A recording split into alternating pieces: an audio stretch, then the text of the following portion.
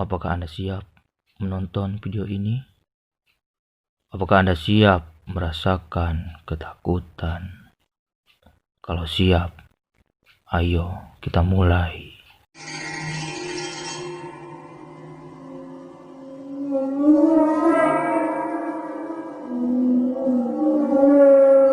Assalamualaikum warahmatullahi wabarakatuh. Waalaikumsalam warahmatullahi wabarakatuh. Perkenalkan, nama saya Fajri. Di sini saya akan menceritakan pengalaman mistis saya di saat mendaki gunung. Nah, sebelum masuk ke ceritanya, jangan lupa buat kalian di like, comment, and subscribe, dan ditekan lonceng notifikasinya agar ada pemberitahuan di video selanjutnya. Lokasi Gunung Haruman terletak di Desa Haruman, Kecamatan Kadungora, Kabupaten Garut, dan ketinggian Gunung Haruman sekitar 2141 mdpl.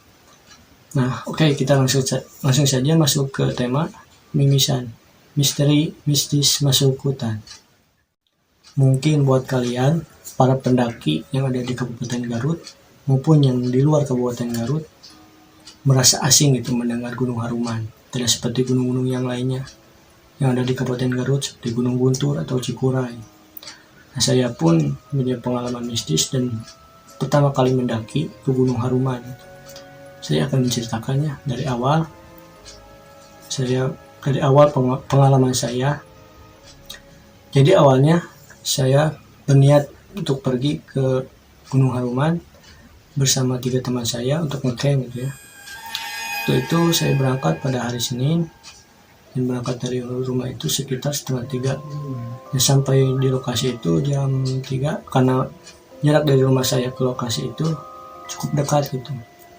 Nah, sampainya di lokasi kita tidak langsung istirahat. Kita start jam 3, langsung kita nge-trekking.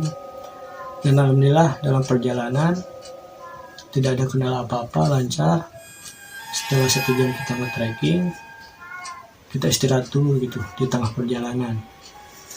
Ketika sedang beristirahat, teman saya yang bernama Adit itu, dia berbicara dan berperilaku tidak sopan atau sompral gitu ya. Nah, otomatis saya bersama 2 orang teman saya yang lain mengingatkan dia agar menjaga sopan santunnya agar tidak sompral gitu.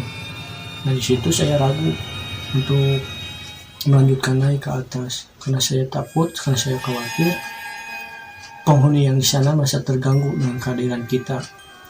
Tapi 2 orang teman saya yang lain ingin terus melanjutkan naik gitu. Karena jarak bentar lagi kita akan sampai di puncak gitu. Udah, saya pun melanjutkan naik ke atas gitu, bersama dengan teman saya.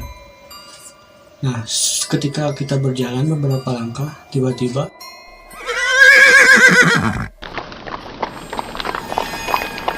ada suara kuda yang sedang berlari ke arah kita gitu. Suara itu seperti kuda umumnya.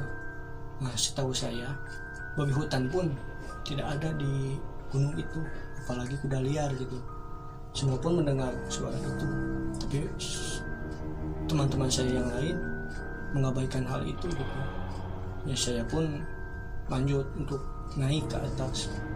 Dan alhamdulillah setelah suara itu tidak ada kendala apa-apa. Sampai di puncak, sampai sekitar 5:30. Nah, pas di puncak saya melihat batu besar. Dari jarak titik saya berhenti ke batu itu sekitar 10 meter.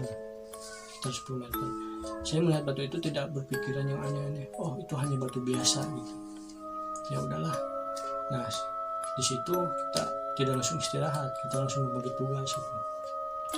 Orang teman saya membangun tenda. Dan saya bersama teman saya si Adi yang tadi berbicara sompral gitu ya, mencari kayu bakar gitu. Saya mencari kayu bakar itu ke arah batu itu, melewati batu itu sekitar 5 meter. Nah, sambil mencari kayu bakar, saya terus mengingatkan teman saya si Adit ini agar menjaga sopan santunnya gitu. Biar tidak sompral atau apa ya. Karena saya takut ada apa-apa nantinya. Dia tetap ngeyel, susah untuk dibilanginnya. Dia selalu bilang gini, udah tenang aja, gak akan ada apa-apa. Dia selalu bilang gitu ya. Saya pun capek untuk mengingatkan dia. Setelah jalan beberapa menit, tiba-tiba tiba-tiba ada yang melempar batu dari arah belakang gitu. Nah, saya pikir dua orang teman saya yang sedang menenteng itu jahil ke kita gitu. Ya, yang saya pikir seperti itu, tidak ada yang berpikir yang aneh-aneh. Saya lanjutkan mencari kayu bakar. Setelah kayu bakar terkumpul, saya kembali lagi ke tenda. Pas kembali lagi ke tenda, dua orang teman saya marah-marah ke saya. Dia bilang, kalau jahil jangan di tengah hutan gini, gak lucu katanya. Nah, emang kenapa? Emang jahil apa gitu ya? Saya tanya. Kalian kan yang melempar batu dari arah belakang. Nah, saya jawab, nah, tadi juga ada yang lempar batu ke arah kita dari arah belakang, kirain kita kalian gitu, kata saya. Ya di situ semuanya merasa aneh, merasa ada yang aneh. Nah, saya mengabaikan hal itulah. Nah, mungkin itu hanya apa gitu ya. Ya sudah itu kita langsung sholat maghrib gitu. Nah, itu pukul jam 6 sore. Jam 6 kita langsung sholat. Setelah sholat kita langsung tugas lagi. Dua orang teman saya yang lain memasak atau menyeduh kopi ya. Saya sama teman saya si Adit menyalakan api unggun gitu. Ketika sedang menyalakan api unggun, si Adit ini pergi gitu. Saya tanya, kamu mau kemana? Dia jawab, aku mau buang air kecil gitu. Ya saya mengingatin dia, jangan buang air kecil sembarangan. Iya, seperti bilang iya itu seperti yang tidak mempedulikan omongan saya gitu. Dia pergi itu ke arah batu itu. Nah, jarak beberapa menit ada yang minta tolong. Semua pun mendengar suara itu, suara minta tolong. Batu itu gitu. Saya ternyata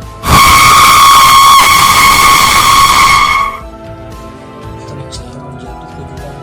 Untungnya dia pegangan ke pohon besar di sebelah batu besar itu. Dan untungnya kita langsung khawatir. Setelah khawatir saya tanya, kenapa bisa kepleset kita itu? Dia jawab, dia cerita begini. Ketika dia sedang buang air kecil, pas dia mau balik lagi ke tenda, tiba-tiba ada yang menarik kakinya. Seperti menariknya bukan seperti yang ada yang oleh tangan, tapi seperti dia digigit terus ditarik ke bawah. Ketika dia sedang ditarik, itu ada yang membisikkan seperti ini, pulang atau celaka. Nah, setelah saya mendengar cerita itu, saya pun khawatir gitu, takutnya nanti malam ada apa-apa gitu. Dan si Adit ini meminta untuk pulang gitu, meminta untuk turun. Dan dua orang teman saya yang lain pun setuju untuk kita turun. Kenapa? Karena saya takut tengah malam nanti ada apa-apa gitu. Ya udah, kita prepare, kita beres-beres. Kita turun itu sekitar jam 7. Jam 7 kita turun langsung. Kita turun, dan setelah turun tidak ada apa-apa, tidak ada kendala apa-apa. 1 jam kita turun. Nah, di situ saya melihat batu besar, ada batu besar lagi. Batu itu seperti batu yang ada di puncak gitu. Padahal pas tadi kita nge-trekking tadi sore, kita tidak melihat batu itu gitu. Saya pun merasa aneh gitu, merasa aneh, mulai ketakutan gitu. Ya kita berdoa aja semoga gak ada apa-apa gitu. Nah, ketika dalam perjalanan turun, teman saya si Adit ini kakinya merasa kesakitan karena bekas tadi ada yang menarik. Jadi menariknya bukan seperti yang oleh tangan, tapi digigit terus ya seperti ada gigitan gitu. Dia kesakitan. Ya udah, saya gendong dia, kita berjalan lagi turun, semoga ada kendala apa-apa. Ternyata di tengah jalur ada batu besar itu. Batu itu seperti percis pisan seperti batu-batu yang sebelumnya. Nah di situ saya ragu, semua teman saya pun ragu untuk melewatinya gitu. Ya udah kita melewatinya bareng-bareng gitu. Pas kita melewati bareng-bareng, tiba-tiba ada kayu yang jatuh dari atas itu. Untungnya tidak menimpa kita. Dan di situ ada bisikan lagi, cepat pulang atau kalian celaka gitu. Nah di situ pun kita mulai ketakutan, terus berdoa dan ketika kita sudah melewati batu itu, dan alhamdulillah sampai di bawah itu tidak ada kendala apa-apa lagi. Teman saya yang kakinya seperti ada yang menggigit, cuman itu saja yang kendala yang tidak diinginkan gitu. Nah itu adalah cerita pengalaman saya ya. Jadi buat kalian yang para pendaki amatir, jaga bahasa kalian, jaga perilaku kalian. Bukan hanya manusia yang tidak suka, hal makhluk-makhluk yang tak kasat mata pun tidak suka ketika kita berperilaku dan berbicara tidak sopan gitu ya. Sekian dari saya.